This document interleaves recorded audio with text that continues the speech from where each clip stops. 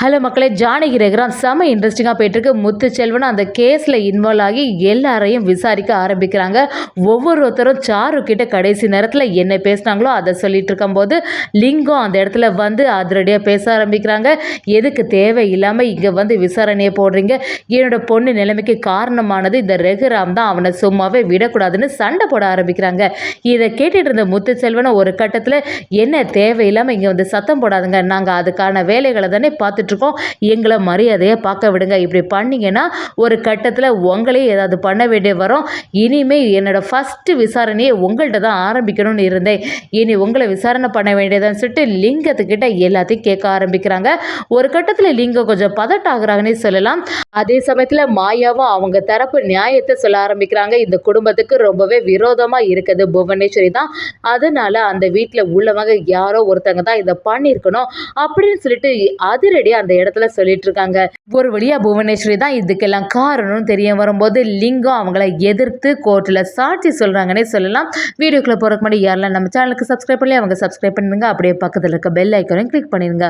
அப்பதான் நான் போடுற வீடியோலாம் உங்களுக்கு நோட்டிஃபிகேஷனாக வரும். நம்ம மாயாவும் முத்துச்செல்வன் கிட்ட நான் சொல்றது எல்லாமே நிஜம்தான், சாரு கிட்ட கடைசி நேரத்தில் நானும் தனாவும் சேர்ந்த மாதிரி தான் போய் பேசணும், அவகிட்ட எல்லா உண்மைகளும் எடுத்து சொன்னோம், நானும் சீனுவும் ஆரம்பத்தில் விரும்பாம தான் இருந்தோம், அந்த டைமில் தான் ஏதோ ஒரு வேகத்தில் நாங்கள் டைவர்ஸ் அப்ளை பண்ணோம், நீ அதை காரணமாக வச்சுட்டு இப்படியெல்லாம் செய்கிறது ரொம்பவே தப்பு சாரு, எப்படி இருந்தாலும் மேரேஜ் முடிஞ்சாலும் உனக்கு கூட நம்ம சீனு சேர்ந்து வாழ போகிறதில்ல, அப்படி ஒரு வாழ்க்கை உனக்கு தேவையா அப்படிங்கிற மாதிரி சாரு கிட்ட கேட்கும்போது ஏற்கனவே சீனு மாமாவுக்கும் எனக்கு தான் மேரேஜ் ஆகிற மாதிரி இருந்துச்சு, அந்த டைமில் நீ வந்து தான் கெடுத்த, அதே மாதிரி தான் இப்போவும் பண்ணிகிட்ருக்க மாயா, உனக்கும் சீனு மாமாவுக்கும் ஏற்கனவே பிரச்சனை இருந்துச்சு, அதனால தான் சீனு மாமா என்கிட்ட அன்பாக இருந்தாங்க, அது உனக்கு தெரியாதா அப்படிங்கிற மாதிரி சாரு ஆக்டிங்கை கொடுக்க ஆரம்பிச்சிட்டாங்க.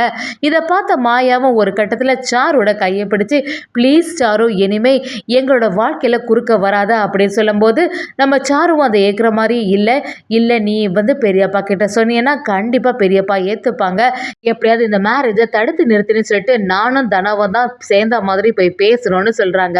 இதை கேட்ட உடனே அந்த முத்துச்செல்வனும் நீங்கள் சொல்கிறது எல்லாமே சரியாக தான் இருக்குது, சாரு எதுக்கு சீனுவை மேரேஜ் பண்ணணும்னு சொல்லிட்டு ரொம்பவே ஆசையாக இருந்தா அப்படிங்கிற எல்லா டீட்டெயிலையும் கேட்டுட்டு இருக்காங்க.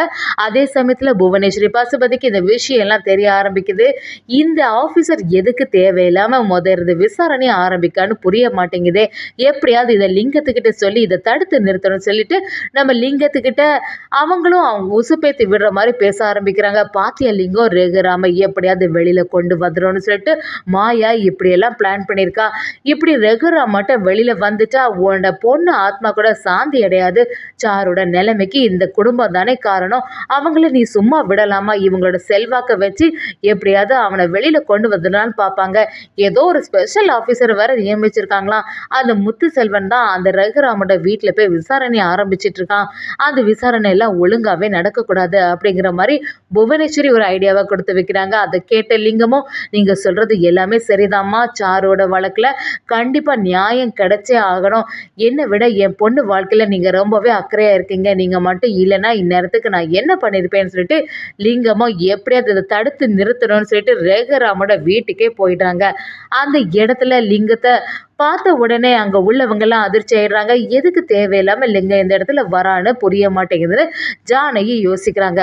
அந்த இடத்துல முத்துச்செல்வன் கிட்ட லிங்கம் வந்து என்ன சார் இங்கே பண்ணிட்டு இருக்கீங்க, நான் உங்கள்கிட்ட என்ன சொன்னேன், என்னோட பொண்ணு நிலைமைக்கு காரணம் இந்த ரகுராம சீனுவும் தான், அவங்களை எதுக்கு இந்த வீட்டுக்கு கூட்டிகிட்டு வந்துட்டீங்க மறுபடியும் அப்படின்னு கேட்கும்போது முத்துச்செல்வன் அந்த இடத்துல ஓவராக பேசிகிட்டு இருக்காதுங்க. உங்கள் பொண்ணு நிலைமை இப்படி ஆனதுக்கு யார் காரணம் அப்படின்னு தெரிஞ்சுக்கிறதுக்காண்டி தான் இவ்வளோ விசாரணை நடத்திட்டு இருக்கேன், அதுக்கடையில் நீங்கள் வந்து எதுக்கு சத்தம் போடுறீங்க அப்படின்னு சொல்லும்போது லிங்கமும் விடுற மாதிரி இல்லை, நீங்கள் எப்படி இந்த மாயாவுக்கு சப்போர்ட்டாக தான் இருப்பீங்கன்னு எனக்கு புரிஞ்சிட்டு அப்படி சொல்லும்போது நம்ம முத்துச்செல்வன் அந்த இடத்துல ஃபஸ்ட்டு உங்களை தான் விசாரிக்கணும்னு இருந்தேன், ஆனால் அதுக்கு முன்னாடி இந்த ரகுராம் வீட்டில் உள்ளவங்கள விசாரிச்சுட்டேன், இனி உங்களோட விசாரணையை ஆரம்பிக்க வேண்டியதான்னு சொல்லிட்டு லிங்கத்துக்கிட்ட செமையாக கேள்வி மேலே கேள்வி கேட்க ஆரம்பிக்கிறாங்க. அவங்கள்ட்ட வந்து சரி சாருவை இந்த குடும்பத்துக்கு மேரேஜ் பண்ணி வைக்கணும்னு சொல்லிட்டு எதுக்கு நீங்கள் விரும்புகிறீங்க அப்படின்னு கேட்குறாங்க. லிங்கமும் அந்த இடத்துல எல்லாத்தையும் சொல்ல ஆரம்பிக்கிறாங்க. சாருவுக்கும் சீனுவுக்கும் தான் மேரேஜ் நடக்கிற மாதிரி இருந்துச்சு, அந்த இடையில தான் மாயா மாயா குறுக்க புகுந்து எல்லாத்தையும் கெடுத்துட்டா. இவ தான் எல்லாத்துக்குமே காரணம். சீனுவுக்கு சாருவை ரொம்பவே பிடிக்கும். ஆனால் இந்த மாயா தான் எல்லாத்தையும் சதி பண்ணி அவனுக்கு மனசை மாற்றி மேரேஜ் பண்ணிட்டா. ஆனால் என்னோட பொண்ணு அதையே நினச்சி ரொம்பவே வருத்தத்தில் இருந்தா. ஒரு கட்டத்தில் சீனுவோ மாயாவை எனக்கு ரொம்பவே பிடிக்க மாட்டேங்குதுன்னு சொல்லிட்டு சாரு கூட பழக ஆரம்பிச்சிட்டான். அதனால தான் சாருவுக்கும் சீனுக்கும் எப்படியாவது மேரேஜ் பண்ணணும்னு சொல்லிட்டு நான் உறுதியாக இருந்தேன்னு சொல்லும்போது இதெல்லாம் கேட்டுட்டு இருந்த மாயா அந்த இடத்துல செமையாக அதிர்ச்சி ஆயிடுறாங்க. இவங்க சொல்கிறது எதுவுமே நம்பாதுங்க, இது சரியான ஃப்ராடுத்தனம், உண்மை கிடையவே செய்யாது. சீனுக்கு இதுக்கு சம்மந்தமே கிடையாது. சீனுக்கு சாருக்கு மேலே துளி கூட விருப்பம் இல்லை. ஆனால் இவங்க எல்லாரும் சேர்ந்து தான் சாருவை எப்படியாவது சீனு கூட மேரேஜ் பண்ணி வைக்கணும்னு சொல்லிட்டு இப்படி ஒரு வேலையை செய்தாங்கன்னு மாயா அந்த இடத்துல சொல்கிறாங்க. அப்படி இருக்கும்போது பிரேஸ்லெட்டோட கதை வருது. பிரேஸ்லெட் சாரோட கையில் இருந்தது. இந்த பிரேஸ்லெட் யாரோடையதான் இருக்கும்னு சொல்லிட்டு முத்து செல்வன் யோசிக்கிறாங்க. சரி, இந்த பிரேஸ்லெட்டை கொண்டு வா, இந்த பிரேஸ்லெட் யாருக்கு கையில் சேருதுன்னு பார்க்கலான்னு அதுக்கான வேலைகளை ஆரம்பிக்கிறாங்க. அப்படி இருக்கும்போது எல்லாருக்கும் கையிலையும் போட்டு பார்க்குறாங்க. சிவராமன் கையில் சேர மாட்டேங்குது. ரகுராம் கையிலையும் போடுறாங்க. ஒரு கட்டத்தில் கடைசியாக நம்ம சீனுவோட கையில் போட்டு பார்க்குறாங்க. சீனுவோட கையில் கரெக்டாக சேருது. இதை பார்த்தோன்னா பாத்மா அந்த இடத்துல அதிர்ச்சி ஆகிடுறாங்க. இந்த சீனுவுக்கும் அதுக்கும் சம்மந்தமே இல்லை சார். கண்டிப்பாக என்னோட பையன் இப்படிப்பட்ட வேலையை செய்திருக்கவே மாட்டான். சாரோட நிலைமைக்கு காரணம் சீனு கண்டிப்பாக கிடையாது அப்படிங்கிற மாதிரி நம்ம பாத்மாவும் பேசுகிறாங்க. மாயாவும் அந்த இடத்துல வந்து அது எப்படி சார் சீனுவோட கையில் பிரேஸ்லெட் மட்டும் சேரதை வச்சு அவன் தான் இந்த தப்பு பண்ணியிருப்பான்னு நீங்கள் முடிவு பண்ண முடியும் அப்படின்னு சொல்லும்போது முத்து செல்வனும் அந்த இடத்துல வந்து சரி உங்களுக்கு யாருக்கு அது மேலே சந்தேகம் இருக்கா அப்படின்னு விசாரிக்கிறாங்க. மாயாவும் எப்போவுமே புவனேஸ்வரி எங்கள் குடும்பத்துக்கு எதிராக தான் எல்லாமே பண்ணிட்டு இருந்தா. கண்டிப்பாக இந்த புவனேஸ்வரி தான் இந்த சூழ்ச்சியை பண்ணியிருப்பான்னு சொல்லிட்டு அந்த இடத்துல சொல்கிறாங்க. நம்ம முத்து செல்வனுக்கும் ஒரு ஐடியா கிடைக்குது. சரி, அந்த புவனேஸ்வரியோட வீட்லேயே போய் விசாரிக்கலாம்னு சொல்லிட்டு அவங்க வீட்டுக்கே வராங்க.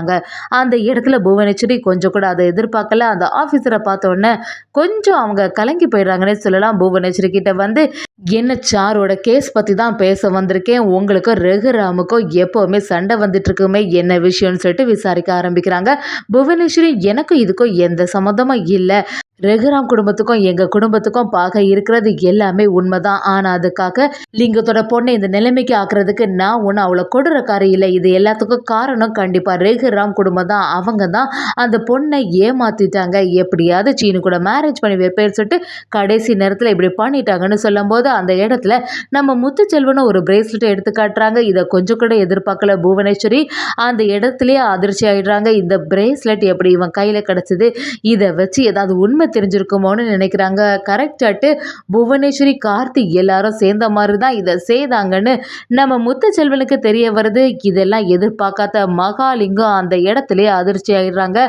இத்தனை நாளாட்டு என் கூட இருந்துட்டு இப்படி பழி வாங்கிட்டே உங்கள் 2 குடும்பத்துக்கும் மேலே இருக்க தகராறுக்கு என்னோட பொண்ணு என்ன செய்தா, என் பொண்ணு வாழ்க்கையை இப்படி ஆக்கிட்டேன்னு சொல்லிட்டு அந்த இடத்துல புவனேஸ்வரி எதிர்த்து நிற்கிறாங்க.